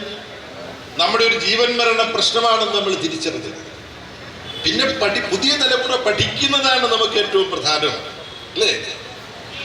പിന്നെ ഭക്ഷണമില്ലാതെ ഒരാളും കേരളത്തിൽ പട്ടിണി കിടക്കാൻ പാടില്ല എന്ന് അടച്ചുപൂട്ടലിലൂടെ തൊഴിൽ നഷ്ടപ്പെട്ട് എങ്ങനെ ജീവിതവുമായി മുന്നോട്ട് പോകുമെന്നറിയാതെ ജനങ്ങൾ പരക്കം പാഞ്ഞപ്പോൾ കേരളത്തിന്റെ മുഖ്യമന്ത്രി പറഞ്ഞു, കേരളത്തിൽ ഒരു മനുഷ്യനും പട്ടിണി കിടക്കില്ല. 1-2 ദിവസം കഴിഞ്ഞപ്പോൾ പറഞ്ഞു, ഈ വീട്ടിൽ നിന്ന് പാചകം ചെയ്ത് പുറത്ത് കളയുന്നതും ഹോട്ടലുകളിൽ നിന്ന് പുറത്തു വരുന്ന എച്ചിലുമൊക്കെ തിന്നാണ് തെരുവ് നായ്ക്കളും പക്ഷികളും ഒക്കെ കഴിഞ്ഞുകൂടുന്നത്. അവർക്കൊന്നും ഹോട്ടലൊന്നും പ്രവർത്തിക്കാത്തത് കൊണ്ട് ഈ തെരുവ് നായ്ക്കൾക്കൊന്നും ഒന്നും കിട്ടുന്നില്ല. അവര് പട്ടിണി കിടന്നുകൂടാ, അവർക്ക് വേണ്ടത് ചെയ്യണമെന്ന് പറഞ്ഞപ്പോൾ ത്രിതല പഞ്ചായത്ത് സ്ഥാപനങ്ങൾ ഈ ഗവൺമെന്റ് ചെയ്തതിലെല്ലാം ഈ ഗവൺമെന്റിന്റെ ഏറ്റവും വലിയ പ്രത്യേകത ഈ നാടിനെ ചേർത്ത് നിർത്തിക്കൊണ്ടാണ് നമുക്കൊരുമിച്ച് ഈ പ്രതിസന്ധികളെ നേരിടാം എന്ന് പറഞ്ഞുകൊണ്ട് ഈ പ്രതിസന്ധി നേരിടാൻ ജനങ്ങളെ പ്രാപ്തമാക്കുന്ന, ഈ പ്രതിസന്ധി നേരിടാൻ പ്രാപ്തരായി മുന്നോട്ട് വരുന്ന ജനങ്ങൾക്ക് അതിന് കരുത്തു പകരുന്ന, അതിന് സൗകര്യം കൊടുക്കുന്ന സൗജന്യ റേഷൻ വിതരണം ചെയ്തുകൊണ്ട്, സൗജന്യ കിറ്റുകൾ വിതരണം ചെയ്തുകൊണ്ട് എത്രയാണ് 88 ലക്ഷം കുടുംബങ്ങൾക്കാണ് ഈ സൗകര്യങ്ങൾ കൊണ്ടുവന്നെത്തിച്ചത്. നമ്മുടെ മുമ്പിലുള്ള കടമ പറഞ്ഞിങ്ങനെ കുറച്ച് നീണ്ടുപോയി, നിർത്തേണ്ട സമയമായി. നമ്മുടെ മുമ്പിൽ നിന്നുള്ള വളരെ പ്രധാനപ്പെട്ട 2 കടമകൾ. അതൊന്ന്, ഈ കോവിഡിനെ നമ്മൾ പ്രതിരോധിക്കണം. അതിനുള്ള നിർദ്ദേശങ്ങൾ ആരോഗ്യ വകുപ്പ്, മുഖ്യമന്ത്രി നേരിട്ട് ജനങ്ങളോട് പറയുന്നു. കോവിഡ് എന്ന വൈറസിനെ എതിരിടാനുള്ള കരുതൽ, അതിനു സമാനമായ കരുതലാണ് വർഗീയത എന്ന് പറയുന്ന വിഷവൈറസിനെ നേരിടാനുള്ള നമ്മുടെ രാഷ്ട്രീയമായ കരുതൽ. കോവിഡ് വൈറസ് ബാധിച്ചാൽ നമ്മുടെ ജീവൻ പോകും. വർഗീയ വൈറസ് ബാധിച്ചാൽ നമ്മുടെ സമൂഹത്തിന്റെ ജീവൻ പോകും, സമൂഹത്തിന്റെ ഒരുമ പോകും, സമൂഹം ശിഥിലമാകും. ഈ സമൂഹത്തിന് ഒരുമിച്ച് കൂടാൻ പറ്റില്ല. മതത്തിന്റെ അടിസ്ഥാനത്തിലുള്ള വൈരാഗ്യവും വകവരുത്തലുമാകും. വർഗീയമായ വൈരാഗ്യത്തിനും വകവരുത്തലിനും വിരാമമിട്ടുകൊണ്ട് മതേതരത്വത്തിന്റെ ഒരു പുതിയ കേരളം രൂപപ്പെടുത്താനുള്ള രാഷ്ട്രീയ സമരം, കേരളീയരുടെ സുരക്ഷിതമായ ജീവിതം, സ്വസ്ഥമായ ജീവിതം, ആരോഗ്യപൂർണമായ ജീവിതം അതുറപ്പാക്കാൻ വേണ്ടി പ്രവർത്തിക്കുന്ന, ജനങ്ങൾക്കൊപ്പം നിന്ന് ജനങ്ങൾക്ക് നേതൃത്വം കൊടുക്കുന്ന ഈ ഇടതുപക്ഷ ജനാധിപത്യ മുന്നണിയുടെ കരുതൽ, ഈ ഇടതുപക്ഷ ജനാധിപത്യ മുന്നണിയുടെ ഉറപ്പ്, ഉള്ളുറപ്പ്, വെറും ഉറപ്പല്ല, ഉള്ളുറപ്പ്, അത് തിരിച്ചറിഞ്ഞുകൊണ്ട് ഇന്നും ഇത് തിരിച്ചറിയാൻ തയ്യാറാകാതിരിക്കുന്നവരോട് നമ്മൾ സംസാരിക്കണം. അവർ ചിലപ്പോ എതിർ രാഷ്ട്രീയ നിലപാടുകളുള്ളവരായിരിക്കും. എതിർ രാഷ്ട്രീയ നിലപാടുള്ളവരാണെങ്കിലും അവർ മനുഷ്യരാണ്, അവരോട് സംസാരിക്കണം. അവരിൽ ചിലരെങ്കിലും പറഞ്ഞാൽ മനസ്സിലാവുന്നവരാണ്, നമുക്ക് പറഞ്ഞ് മനസ്സിലാക്കി കൊടുക്കാൻ കഴിയും. ഞങ്ങൾ പറയുന്നതിൽ ഇതിനോടാണ് നിങ്ങൾക്ക് തർക്കം എന്ന് നമുക്ക് ചോദിക്കാൻ പറ്റണം. ഇപ്പോ തൊഴിലില്ലാത്ത കുറെ ചെറുപ്പക്കാർ, അവർ തൊഴിലില്ലാത്തവർ വല്ലാത്ത ജീവിത പ്രയാസത്തിലാണ്. പക്ഷെ അവർക്ക് കാര്യങ്ങൾ കൃത്യമായി മനസ്സിലാക്കി യാഥാർത്ഥ്യബോധത്തോടുകൂടി പ്രശ്നത്തെ സമീപിക്കാൻ കഴിയട്ടെ. ഇപ്പൊ ഒരു ഉദാഹരണം ഞാൻ പറയാം. ഇപ്പൊ വീട് കൊടുത്ത കാര്യം പറഞ്ഞിട്ടാണ് തുടങ്ങിയത്. എല്ലാവർക്കും വീട് കൊടുക്കാനുള്ള പദ്ധതിയുമായിട്ടാണ് ഈ ഗവൺമെന്റ് മുന്നോട്ട് പോകുന്നത്. പക്ഷെ എടുകുടുക്കിയ ചോറും കറിയും എന്ന് പറയുന്നത് പോലെ സകലർക്കും വീടുണ്ടാകട്ടെ എന്ന് പിണറായി വിജയൻ ആജ്ഞാപിച്ചാൽ വീടുണ്ടാവില്ല. വീട് നമുക്ക് നിർമ്മിച്ചു കൊടുക്കാൻ കഴിയും. അതാണ് ചെയ്തുകൊണ്ടിരിക്കുന്നത്. 2.5 ലക്ഷം വീടുകൾ നിർമ്മിച്ചു കൊടുത്തു. നാട്ടുകാർ ചേർന്ന് ഈ പ്രസ്ഥാനത്തിൽ ചേരുന്നതിന്റെ ഭാഗമായിട്ടാണ് ഇന്ന് ഒരു വീട് ഭവാനി അമ്മയ്ക്കും അമ്മയ്ക്കും കൊടുക്കുന്ന ചടങ്ങിൽ പങ്കെടുത്തിരിക്കാൻ വരുന്നത്. തൊഴിലിന്റെ കാര്യവും ഇതുപോലാണ്. മാനദണ്ഡങ്ങൾക്ക് വിധേയമായി ഘട്ടം ഘട്ടമായാണ് തൊഴിലില്ലായ്മയുടെ പ്രശ്നം പരിഹരിക്കാൻ കഴിയുക, തൊഴിൽ കൊടുക്കാൻ കഴിയുക. മറ്റൊരു സംസ്ഥാനത്തുമില്ലാത്ത വിധം തൊഴിൽ നൽകുന്നതിന് കേരളത്തിൽ വ്യവസ്ഥയുണ്ട്. പബ്ലിക് സർവീസ് കമ്മീഷൻ വഴി തൊഴിൽ കൊടുക്കുന്നു. അതിൽ ഇന്നത്തെ പ്രഖ്യാപനമാണ് ഞാൻ പറഞ്ഞത്. 3051 തൊഴിലുകൾ പബ്ലിക് സർവീസ് കമ്മീഷൻ വഴി നൽകുന്നത് സംബന്ധിച്ചിട്ടുള്ള പുതിയ തീരുമാനം ഇന്ന് പ്രഖ്യാപിച്ചിരിക്കുന്നു. യോഗ്യരായവരെ കണ്ടെത്താൻ വേണ്ടി PSC ടെസ്റ്റ് നടത്തുന്നതിലെ റെക്കോർഡ് എന്താണ്? UDF-ന്റെയും LDF-ന്റെയും. ഇപ്പോഴാണ് നമ്മൾ ഇതെല്ലാം അന്വേഷിക്കേണ്ടി വന്നത്. UDF 5 വർഷം കൊണ്ട് 3000 റാങ്ക് ലിസ്റ്റുകൾ പ്രസിദ്ധീകരിച്ച സ്ഥാനത്ത് നമ്മൾ എത്ര? 4000-ലധികം പ്രസിദ്ധീകരിച്ചു. LDF ഇതിനകം 4000-ലധികം റാങ്ക് ലിസ്റ്റുകൾ പ്രസിദ്ധീകരിച്ചു. ഓരോ മേഖലയിലും, ആരോഗ്യ മേഖലയിൽ UDF-ന്റെ കാലത്ത് PSC വഴി നൽകിയ നിയമനം, LDF-ന്റെ കാലത്ത് നൽകിയ നിയമനം. ഡോക്ടർമാരായി, നഴ്സുമാരായി, പോലീസുകാരായി, എഞ്ചിനീയർമാരായി ലഭ്യമാണ് പൊതുമണ്ഡലത്തിൽ. ഇത് നമ്മളെടുത്ത് പരിശോധിച്ചാൽ തിരുവനന്തപുരത്ത് നടക്കുന്ന ഈ മുട്ടിലെഴയലല്ല, തൊഴിലില്ലാത്ത ചെറുപ്പക്കാരെ തെറ്റിദ്ധരിപ്പിക്കുകയും വഞ്ചിക്കുകയും തസ്തികകളില്ലാതാക്കി തൊഴിൽ രഹിതരായ ചെറുപ്പക്കാരുടെ ഭാവി തകർക്കുകയും ചെയ്ത UDF-ന്റെയും ഉമ്മൻചാണ്ടി ഭരണത്തിന്റെയും വഞ്ചനയും ചതിയുമാണ് ചെറുപ്പക്കാർക്കിടയിൽ ചർച്ചാ വിഷയമാകേണ്ടത്. അപ്പം ഈ ചില ആളുകളുടെ എല്ലാം സ്ഥിരപ്പെടുത്തുന്നതിനെ കുറിച്ച് പത്രത്തിൽ വന്ന വാർത്തകളോ, ചില സ്ഥിരപ്പെടുത്തുന്നതിനെ കുറിച്ച് പത്രത്തിൽ വന്ന വാർത്തകളെ സംബന്ധിച്ച് ചില സുഹൃത്തുക്കൾ പറഞ്ഞ മറുപടി UDF-ന്റെ കാലത്ത് ഇങ്ങനെ സ്ഥിരപ്പെടുത്തിയിട്ടുണ്ട്, അതുകൊണ്ട് തന്നെ ഇപ്പൊ LDF-ന്റെ കാലത്ത് സ്ഥിരപ്പെടുത്തുന്നതിൽ നിങ്ങൾക്ക് എന്ത് കുറ്റം പറയാൻ പറ്റും? തെറ്റായ വാദമാണ് ഉന്നയിക്കുന്നത്. UDF-ന്റെ കാലത്ത് ചെയ്തതുകൊണ്ട് ഞങ്ങൾ ചെയ്യുന്നതല്ല. UDF-ന്റെ കാലത്ത് തെറ്റ് ചെയ്താൽ LDF-ന്റെ കാലത്ത് തെറ്റ് ചെയ്യാൻ പറ്റുമോ? പറ്റില്ല. UDF-ന്റെ കാലത്ത് മാനദണ്ഡങ്ങൾ പാലിക്കാതെ 2, 2.5, 3 വർഷം മാത്രം പ്രവർത്തിച്ചിട്ടുള്ളവർക്ക് ശശി തരൂരിന്റെ കത്തുകൊണ്ടും VS ശിവകുമാർ MLA-യുടെ കത്തുകൊണ്ടും ഉമ്മൻചാണ്ടിയും കൂട്ടിനും സ്ഥിരപ്പെടുത്തി കൊടുത്തിട്ടുണ്ട്. അതല്ല പിണറായി വിജയൻ ഗവൺമെന്റ് ചെയ്യുന്നത്. ജോലി സ്ഥിരത നൽകാതെ തുടർച്ചയായി താൽക്കാലികാടിസ്ഥാനത്തിൽ 10, 12 വർഷം പണിയെടുത്തിട്ടും ജോലിയുടെ ഉറപ്പോ സ്ഥിരതയോ ഇല്ലാത്തവരുടെ പ്രശ്നം അതൊരു മാനുഷിക പ്രശ്നമാണ്. അത് സുപ്രീം കോടതി പരിശോധിച്ചിട്ട് പറഞ്ഞു, മാനദണ്ഡങ്ങൾ പാലിച്ചുകൊണ്ട് 10 വർഷത്തിലടക്കം അധികം ജോലി ചെയ്തിട്ടുള്ളവരെ, ജോലിയിൽ 10 വർഷത്തിലധികം ജോലി ചെയ്തിട്ടുള്ളവരെ പ്രത്യേക തൊഴിൽ മേഖലകളിൽ സ്ഥിരപ്പെടുത്തുന്ന കാര്യം ഗവൺമെന്റിന് തീരുമാനിക്കാം. ആ സുപ്രീം കോടതിയുടെ മാനദണ്ഡങ്ങളെ ആസ്പദമാക്കി നിയമപരമായി ചെയ്യാവുന്നത് മാത്രമാണ് പിണറായി വിജയൻ ഗവൺമെന്റ് ചെയ്യുന്നത്. UDF ഗവൺമെന്റ് ചെയ്തതുപോലെ നിയമരഹിതമായിട്ടല്ല ചെയ്യുന്നത്. അതാണ് നമ്മൾ വിശദീകരിച്ചു കൊടുക്കുന്നത്. ഇടതുപക്ഷ ജനാധിപത്യ മുന്നണി ഗവൺമെന്റ് തുടർഭരണത്തിനുള്ള ഒരു സാധ്യതയുടെ സന്ദർഭത്തിലാണ്. ആ തുടർഭരണ സാധ്യതകൾ ഇല്ലാതാക്കാൻ കെട്ടുകഥകളും അപവാദ പ്രചരണങ്ങളുമായി ചിലർ പുറപ്പെട്ടിരിക്കുക. അത് തിരിച്ചറിയാൻ കഴിയണം. ഇടതുപക്ഷ ജനാധിപത്യ മുന്നണി കഴിഞ്ഞ 4.25 വർഷം ചെയ്ത കാര്യങ്ങൾ, അതിന്റെ ഒരു ചെറിയ അംശം മാത്രമാണ് ഞാൻ സൂചിപ്പിച്ചത്. പറയാൻ എത്രയോ കിടക്കുന്നു. കേരളത്തിന്റെ പശ്ചാത്തല സൗകര്യ വികസന ചരിത്രത്തിൽ ഒരിക്കലും സംഭവിച്ചിട്ടില്ലാത്തതാണ് 60,000 കോടി രൂപയുടെ വികസന പദ്ധതികൾ. നമ്മുടെ ഉൾനാടുകളിൽ പഠിക്കാനിരിക്കുന്ന കുഞ്ഞുങ്ങൾക്ക് ഇപ്പോ ഈ ഓൺലൈൻ പഠനം നമ്മൾ തുടങ്ങി, വ്യവസ്ഥകൾക്ക് വിധേയമായി. ചില സ്ഥലങ്ങളിൽ ഈ ഓൺലൈൻ പഠനത്തിന്റെ പ്രക്ഷേപണം, ഓൺലൈനിൽ ടീച്ചർമാർ പഠിപ്പിക്കുന്നത് കണ്ടിട്ട് വേണം, സ്മാർട്ട് ഫോണിലോ ഐപാഡിലോ കണ്ടിട്ട് വേണം. അതില്ലാത്ത ഏതാനും ശതമാനം കുട്ടികൾ കേരളത്തിലുണ്ട്. അവർക്ക് ഐപാഡും സ്മാർട്ട് ഫോണും കൊടുക്കാനുള്ള പദ്ധതി ഗവൺമെന്റ് തന്നെ തയ്യാറാക്കി.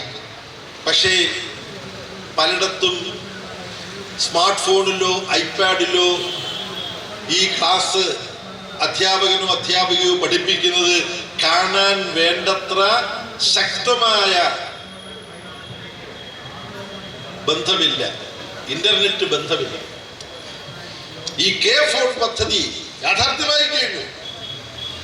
പകുതി ജില്ലകളിൽ ആശുപത്രികളിലും സ്കൂളുകളിലുമാണ് ഈ K-4 പദ്ധതി നിലവിൽ വരിക. അത് നിലവിൽ വരുന്നതോടുകൂടി ഇതിന്റെ ആവശ്യമായ ശക്തിയില്ല എന്ന് പറയുന്നത് മനസ്സിലാക്കാൻ ഞാൻ വോൾട്ടേജിന്റെ കാര്യം പറയാം. ചില ദിവസം കറണ്ട് ഉണ്ടാവും, ബൾബ് കത്തും, പക്ഷേ നമുക്ക് പുസ്തകം വായിക്കാൻ വേണ്ട പ്രകാശം ഉണ്ടാവും. അല്ലേ? അങ്ങനെ ഉണ്ടായിരുന്നല്ലോ മുമ്പ്. മുമ്പെന്ന് പറഞ്ഞാൽ ഇടതുപക്ഷ ജനാധിപത്യ മുന്നണി വന്ന് വിദ്യുത് ശക്തിയുടെ കാര്യത്തിൽ കേരളത്തെ സ്വയം പര്യാപ്തതയിലേക്ക് എത്തിക്കുന്നതിന് മുമ്പ് ഈ വോൾട്ടേജ് പ്രശ്നം ഉണ്ടായിരുന്നു. ഓർക്കുന്നില്ലേ? പാർട്ടി ഓഫീസുകളിലുണ്ടാവും. ബൾബ് കത്തുന്നുണ്ട്, മുനിഞ്ഞ് കത്തുക എന്ന് പറയും, അല്ലേ? മുനിഞ്ഞ് കത്തുക എന്ന് പറയും. കമ്പ്യൂട്ടറും ഇതുപോലെ ഇങ്ങനെ കറങ്ങിക്കൊണ്ടിരിക്കും, ഒരു വൃത്തം കറങ്ങിക്കൊണ്ടിരിക്കും, പക്ഷെ നമുക്ക് കണക്ഷൻ കിട്ടുന്നില്ല. ആ സ്ഥിതി മാറുകയാണ് K-4 പദ്ധതി നടപ്പിൽ വരുന്നതോടുകൂടി. നല്ല കരുത്തുള്ള കണക്ടിവിറ്റി, കമ്പ്യൂട്ടർ ബന്ധം, ഇന്റർനെറ്റ് ബന്ധം, അത് ഏറ്റവും പിന്നോക്ക പ്രദേശം, പിന്നോക്കം എന്നുള്ളത് ഇങ്ങനെ കൊട്ടേഷനാണ്, കോട്ട് ആൻഡ് കോട്ട്. പിന്നോക്ക പ്രദേശങ്ങൾ എന്ന് പറയുന്ന ചില ഇടമലക്കുടി പോലെയൊക്കെയുള്ള ചില സ്ഥലങ്ങളുണ്ടല്ലോ, മലപ്രദേശം, അവിടങ്ങളിൽ പോലും കൃത്യമായി കമ്പ്യൂട്ടർ പാഠങ്ങൾ പഠിക്കാൻ കുട്ടികൾക്ക് കമ്പ്യൂട്ടർ ഇന്റർനെറ്റ് ബന്ധത്തിന് കരുത്തു പകരുന്ന K-4 പദ്ധതി കേരളത്തിൽ നടപ്പാവുമ്പോൾ ഈ കമ്പ്യൂട്ടർ ശൃംഖല ഉപയോഗപ്പെടുത്താനുള്ള ശേഷി അത് നമ്മുടെ സമൂഹത്തിൽ ഉണ്ടാക്കണം. അത് പൂർണ്ണമായിട്ടില്ല. ഈ സാങ്കേതിക വിദ്യയിൽ തന്നെ ഉള്ളവരും ഇല്ലാത്തവരുമുണ്ട്. പണമുള്ളവരും ഇല്ലാത്തവരും പോലെ സാങ്കേതിക വിദ്യ അത് ഉപയോഗിക്കാൻ കഴിയുന്നവരും ഉപയോഗിക്കാൻ കഴിയാത്തവരും. എന്നാൽ K-ഫോൺ പദ്ധതി നടപ്പാവുന്നതോടുകൂടി പാവങ്ങൾ താമസിക്കുന്ന പ്രദേശങ്ങളിലടക്കം ഈ കമ്പ്യൂട്ടർ കരുത്ത് എത്തിച്ചേരുമെന്ന് മാത്രമല്ല, ഇനി ഏറ്റവും പ്രധാനപ്പെട്ട കാര്യം ഇനിയാണ് പറയുന്നത്. 20 ലക്ഷം കുടുംബങ്ങൾക്ക്, 88 ലക്ഷം കുടുംബങ്ങളാണ് കേരളത്തിൽ മൊത്തത്തിലുള്ളതായി കണക്കാക്കപ്പെടുന്നത്, റേഷൻ കാർഡ് ഹോൾഡേഴ്സ്. അതിൽ താരതമ്യേന സാമ്പത്തിക ശേഷി പരിമിതമായത്, ബുദ്ധിമുട്ടിലുള്ളവർ 20 ലക്ഷമാണ്. ആ 20 ലക്ഷം കുടുംബങ്ങൾക്ക് ഈ K-ഫോൺ സൗകര്യം പൂർണ്ണ സൗജന്യമായി കൊടുക്കാനാണ് ഗവൺമെന്റ് തീരുമാനിച്ചിട്ടുള്ളത്. അവിടെ കൊണ്ട് തീരുന്നില്ല. ഈ കമ്പ്യൂട്ടർ സൗകര്യം, സ്വകാര്യ കമ്പ്യൂട്ടർ സൗകര്യം നൽകുന്നവർ ചാർജ് ചെയ്യുന്ന തുകയെ അപേക്ഷിച്ച് എല്ലാവർക്കും വളരെ കുറഞ്ഞ നിലവിൽ ഇത് കിട്ടും. അതാണ് ഏറ്റവും പ്രധാനപ്പെട്ട കാര്യം. പിന്നെ സാമ്പത്തികമായി പ്രയാസമുള്ളവർക്ക് പ്രത്യേക സൗജന്യങ്ങളുമുണ്ട്. അങ്ങനെ 3 സ്ലാബാണ്. മൊത്തത്തിൽ ഇത് താങ്ങാവുന്ന ചെലവിൽ വരുന്നു എല്ലാവർക്കും. സാമ്പത്തിക പ്രയാസമുള്ളവർക്ക് പിന്നെയും ഇളവ് അനുവദിക്കുന്നു. അതാണ് 2ാമത്തെ സ്ലാബ്. ഏറ്റവും സാമ്പത്തിക പ്രയാസമുള്ള 20 ലക്ഷം കുടുംബം എന്ന് പറഞ്ഞാൽ, ഒരു കുടുംബത്തിൽ 5 പേര് വെച്ച് കണക്കാക്കിയാൽ 1 കോടി ജനങ്ങൾ. 20 ലക്ഷം കുടുംബം എന്ന് പറഞ്ഞാൽ 1 കോടി മനുഷ്യർ. 3.5 കോടി മനുഷ്യരാണ് കേരളത്തിലുള്ളത്. അതിൽ 1 കോടി മനുഷ്യർക്ക് ഇത് സമ്പൂർണ്ണ സൗജന്യമായി കൊടുക്കുന്ന പദ്ധതിയാണ് പിണറായി വിജയൻ ഗവൺമെന്റ് ഇപ്പൊ നടപ്പാക്കി. അതിന്റെ ആദ്യത്തെ ഘട്ടം ഉദ്ഘാടനം ചെയ്തു കഴിഞ്ഞിരിക്കുന്നു. ഏതാനും മാസങ്ങൾ കഴിഞ്ഞാൽ ഈ ആധുനിക വിവരവിനിമയ ശാസ്ത്ര സാങ്കേതിക മേഖലയെ ശാസ്ത്രീയമായി ജനകീയവൽക്കരിക്കുന്നതിൽ ലോകത്തിന് മാതൃകയായി കേരളത്തിലെ LDF-ന്റെ ഈ മുൻകൈകൾ ഉപയോഗപ്പെടാൻ പോവുകയാണ്. ക്ഷമിക്കണം, ഞാൻ വിചാരിച്ചതിനേക്കാളും അല്പം ദീർഘിച്ചുപോയി. നമുക്ക് ചർച്ച ചെയ്യാൻ ഒരുപാട് കാര്യങ്ങളുണ്ട്. നമ്മൾ ചർച്ച ചെയ്തുകൊണ്ടിരുന്നാൽ പോരാ, ഈ കാര്യങ്ങൾ നമ്മൾ വീടുകളിൽ പോയി ജനങ്ങളുമായി ചർച്ച ചെയ്യണം. ഇനിയുള്ള നാളുകളിൽ നമ്മുടെ മുമ്പിലുള്ള ചോദ്യം, നമ്മൾ ഓരോരുത്തരും എത്ര വീടുകളിൽ പോയി കൂട്ടുകാരോട് ഇക്കാര്യം കാര്യങ്ങൾ സംസാരിച്ചു? കാര്യം നമ്മുടെ കൂട്ടുകാർക്കിടയിലും ആശയക്കുഴപ്പം പ്രചരിപ്പിക്കപ്പെടുന്നുണ്ട്. ഇനിയുള്ള നാളുകളിൽ നമ്മൾ എത്ര പുതിയ കൂട്ടുകാരെ കണ്ടെത്തി അവരുമായി ഈ കാര്യങ്ങൾ ചർച്ച ചെയ്തു?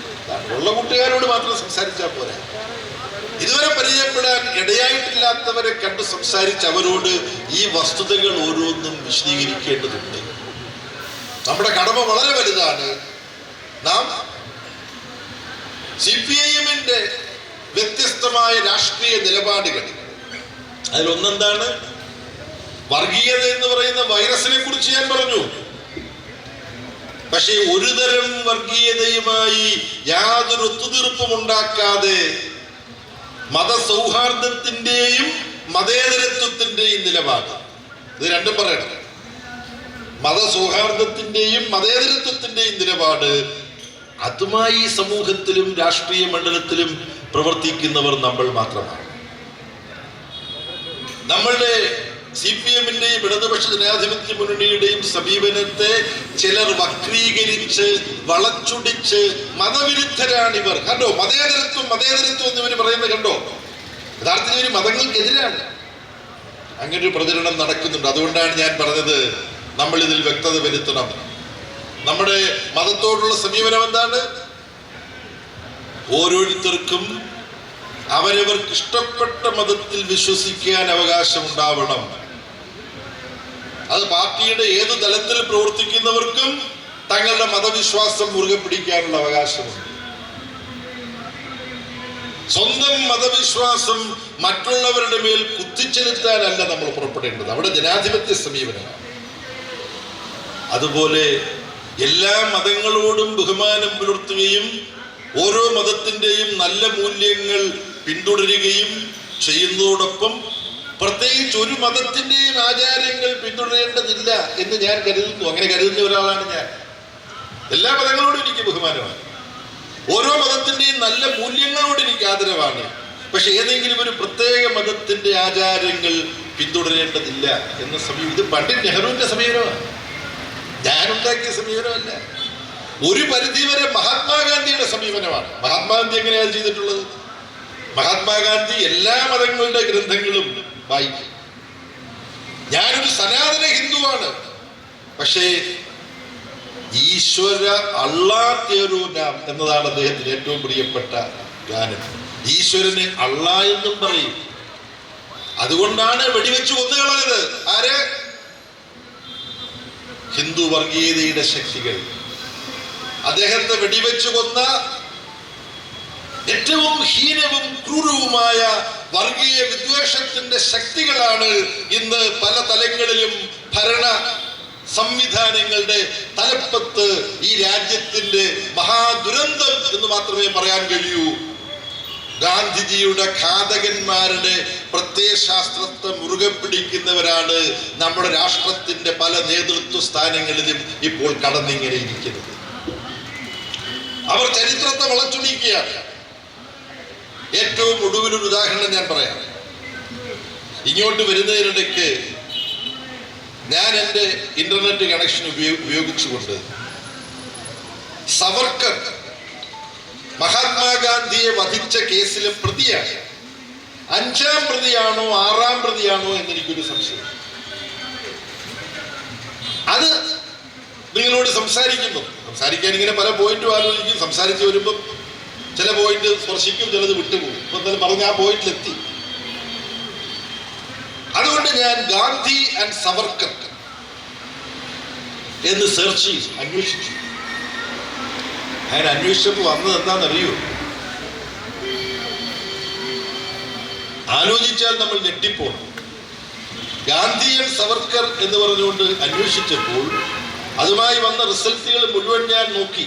അതിലൊന്നും സവർക്കർ ഗാന്ധി വധക്കേസിൽ എത്രാമത്തെ പ്രതിയാണെന്നുള്ള കാര്യം ചർച്ച ചെയ്തിട്ടേ ഇല്ല.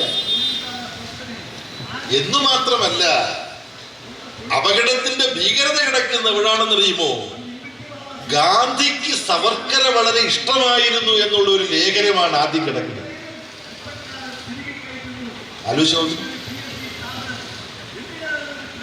ഗാന്ധി അഡ്മയേർഡ് സവർക്കർ, അതാണ് എന്റെ ഹെഡിങ്. അഡ്മയർ എന്ന് പറഞ്ഞാൽ വളരെ ആദരവോടും ബഹുമാനത്തോടും ഒക്കെ നോക്കുക. ആള് കൊള്ളാം. ചരിത്രത്തെ ഇവർ വളച്ചൊടിക്കുകയാണ് നമ്മുടെ കൺമുമ്പിൽ. മഹാത്മാഗാന്ധിയെ വെടിവെച്ചു കൊല്ലുക മാത്രമല്ല, മഹാത്മാഗാന്ധിയെ വെടിവെച്ചു കൊന്നതിനെ വിചാരണ കോടതിയിൽ ന്യായീകരിച്ചുകൊണ്ട് ഗാന്ധിയെ ഞാനാണ് വെടിവെച്ചു കൊന്നത് ഞാൻ അഭിമാനിക്കുന്നു, കൊല്ലാൻ ഇന്നതെല്ലാമാണ് കാരണം എന്ന് പറഞ്ഞ ഗോഡ്സെ, നാഥുറാം വിനായക് ഗോഡ്സെ, ആ ഗോഡ്സെക്ക് ക്ഷേത്രം നിർമ്മിക്കണമെന്ന് പറയുന്നു നരേന്ദ്രമോദിക്ക് വേണ്ടി പാർലമെന്റിൽ വോട്ട് ചെയ്യുന്ന BJP MP സാക്ഷി മഹാരാജ്. നല്ല പേരാണ്. RSSന്റെ വർഗീയതയുടെ കാഠിന്യത്തിന് ഒരു സാക്ഷിയാണ് ഈ സാക്ഷി മഹാരാജ്. അത്തരമൊരു കാലഘട്ടത്തിൽ എല്ലാവരും വർഗീയതയ്ക്കുമെതിരായി RSS വർഗീയതയെ നേരിടാൻ ജമാഅത്തെ ഇസ്ലാമി വർഗീയതയാണ് വേണ്ടതെന്ന് പറയുന്നവരുണ്ട്. CPI അത് അംഗീകരിക്കുന്നില്ല. കോൺഗ്രസിന് ഇത് പറയാൻ പറ്റുമോ? മഹാത്മാഗാന്ധി കോൺഗ്രസിന്റെ നേതാവായിരുന്നു എന്ന മട്ടിൽ ഇവർ അവതരിപ്പിക്കുന്നുണ്ടല്ലോ രമേശ് ചെന്നിത്തലയും കൂട്ടരും. അവർക്ക് സോണിയാഗാന്ധിയും ഇന്ദിരാഗാന്ധിയും രാജീവ് ഗാന്ധിയും രാഹുൽ ഗാന്ധിയും പ്രിയങ്ക ഗാന്ധിയും വരെയാണ്. അതിനുശേഷം ആരാണെന്നുള്ളത് അറിഞ്ഞുകൂടാ. ഇത്രയും ഗാന്ധിമാരാണ് അവർക്കറിയാവുന്നത്. പക്ഷേ മഹാത്മാഗാന്ധിയുടെ ചിത്രം ഈ കോൺഗ്രസ്സുകാരിടയ്ക്ക് വെക്കുന്നുണ്ടല്ലോ.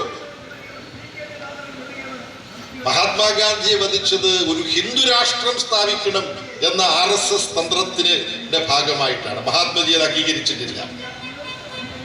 ഹിന്ദു രാഷ്ട്രത്തിന് പകരം ഒരു ഇസ്ലാമിക രാഷ്ട്രം സ്ഥാപിക്കണമെന്ന് പറയുന്നവരാണ് ജമാഅത്തെ ഇസ്ലാമിക്ക. കോൺഗ്രസും ലീഗും എന്തടിസ്ഥാനത്തിൽ ഈ ജമാഅത്തെ ഇസ്ലാമിയുമായി കൂട്ടുകൂടുന്നു എന്ന ചോദ്യത്തിന് കോൺഗ്രസിന്റെയും ലീഗിന്റെയും UDFന്റെയും നേതാക്കന്മാർ മാത്രമല്ല സോണിയാഗാന്ധിയും രാഹുൽ ഗാന്ധിയും എ.കെ. ആന്റണിയും മറുപടി പറയണം. ഇത്തരം ഗൗരവമുള്ള രാഷ്ട്രീയ കാര്യങ്ങൾ കൂടി ചർച്ച ചെയ്യാനുള്ള ദിനങ്ങളാണ്. കേരളത്തിന്റെ ആധുനീകരണത്തിന്, ഒരു പുതിയ കേരളത്തിന്റെ നിർമ്മിതിക്ക് ഇടതുപക്ഷ ജനാധിപത്യ മുന്നണി ഇക്കഴിഞ്ഞ 4.25 വർഷം കാലം കേരളത്തിൽ ചെയ്ത കാര്യങ്ങൾ, 57 EMS ഗവൺമെന്റ് മുതൽ ചെയ്ത കാര്യങ്ങൾ, ഇത് ചർച്ച ചെയ്തുകൊണ്ട് നവകേരള സൃഷ്ടിക്ക് ഇടതുപക്ഷ ജനാധിപത്യ മുന്നണി ഗവൺമെന്റിന്റെ ഒരു തുടർച്ച കേരളത്തിന്റെ ആവശ്യമാണ്. ഇന്ത്യയുടെ ഭാവി രാഷ്ട്രീയത്തെ ജനകീയമായി പുതുക്കി എഴുതുന്നതിനും കേരളത്തിലെ ഇടതുപക്ഷ ജനാധിപത്യ മുന്നണിയുടെ വിജയം അനിവേശനീയമാണ് എന്ന തിരിച്ചറിവോടുകൂടി ഇനിയുള്ള നാളുകളിൽ നിരന്തരം ജനങ്ങളുമായി ഉറ്റബന്ധം സ്ഥാപിച്ചുകൊണ്ട്, ജനങ്ങളുമായി ആരോഗ്യകരമായി സംവാദത്തിലേർപ്പെട്ടുകൊണ്ട് നമ്മുടെ പ്രസ്ഥാനത്തിന്റെ സന്ദേശം ജനങ്ങളിൽ എത്തിക്കാനും കേരളത്തിലെ ഇടതുപക്ഷ ജനാധിപത്യ മുന്നണിയുടെ ഭരണ തുടർച്ച ഉള്ളുറപ്പുള്ള ഈ നാടിന്റെ ഒരു തീരുമാനമാക്കി മാറ്റാനും നമുക്ക് കൂട്ടായി പ്രവർത്തിക്കാം. അത്തരം പ്രവർത്തനങ്ങൾക്ക് ഇന്നിവിടെ ഉദ്ഘാടനം ചെയ്യപ്പെടുന്ന CPIM-ന്റെ കടപ്പാക്കടയിലെ ഓഫീസും പ്രയോജനപ്പെടുമെന്ന് ഞാൻ പ്രതീക്ഷിക്കുന്നു. അത്തരം പ്രവർത്തനങ്ങൾ ഫലപ്രദമായി മുന്നോട്ട് കൊണ്ടുപോയാൽ മാത്രമേ കടപ്പാക്കട പോലുള്ള പ്രദേശങ്ങളിൽ ചില പ്രത്യേക സാഹചര്യങ്ങളുടെ സൗകര്യം ഉപയോഗപ്പെടുത്തിക്കൊണ്ട് വർഗീയ ശക്തികൾ കൊടിയുയർത്തുന്നത് പോലുള്ള അപകടം നമുക്ക് മറികടക്കാനും കഴിയുള്ളൂ എന്ന് സൂചിപ്പിച്ചുകൊണ്ട് ഞാൻ എൻ്റെ വാക്കുകൾ ഉപസംഹരിക്കുന്നു. അഭിവാദനം.